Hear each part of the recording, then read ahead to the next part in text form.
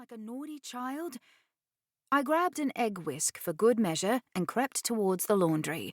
Maybe I could poke him in the eye. Light from the kitchen shone through, enough to see if anyone was in the room. I clutched a utensil in each hand, as though about to play drums with a set of pots and pans, and arched my body to the side, peering into the laundry.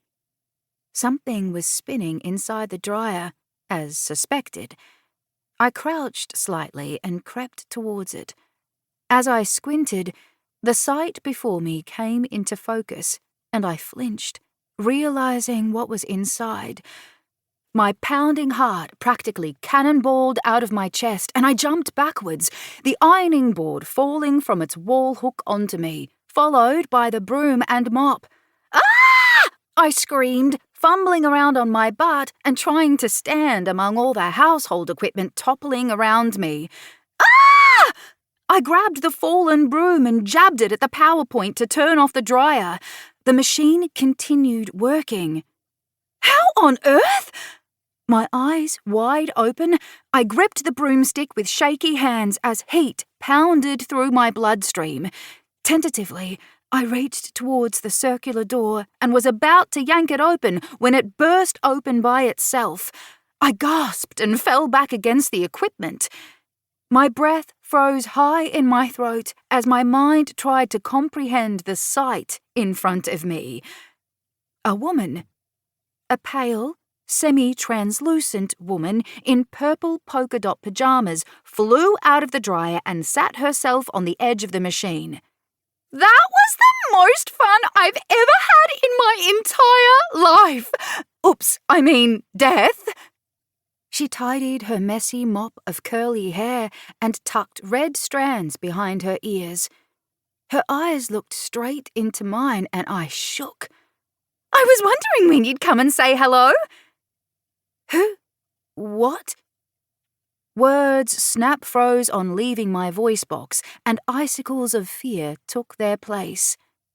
She jumped off the machine and stood in front of me. I scrambled to my feet, mumbling, No, this isn't happening. I waved the spoon and whisk frantically like I was trapped in a spider web. Go away! It's only a dream. Wake up, Sally, wake up!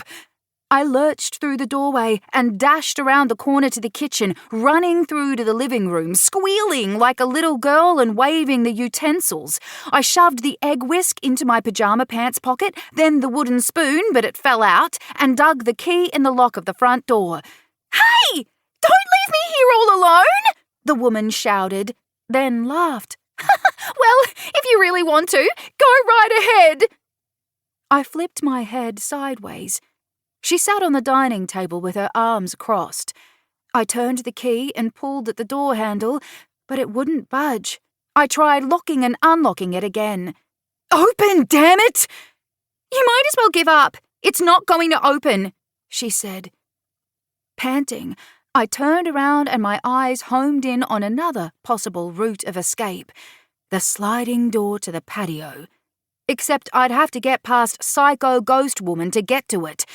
The door that opened to the outside from the laundry was the only other option, but I didn't know if I could ever go into that room again.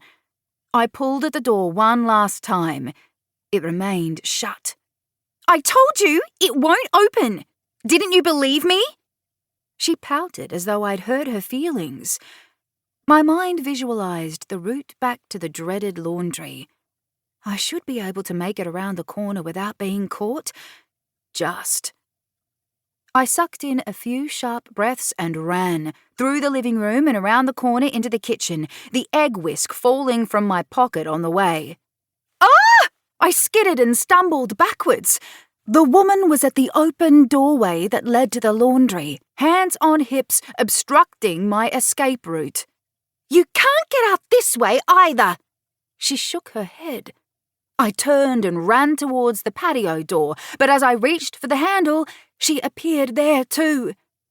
There was no running from this crazy bitch. I was trapped.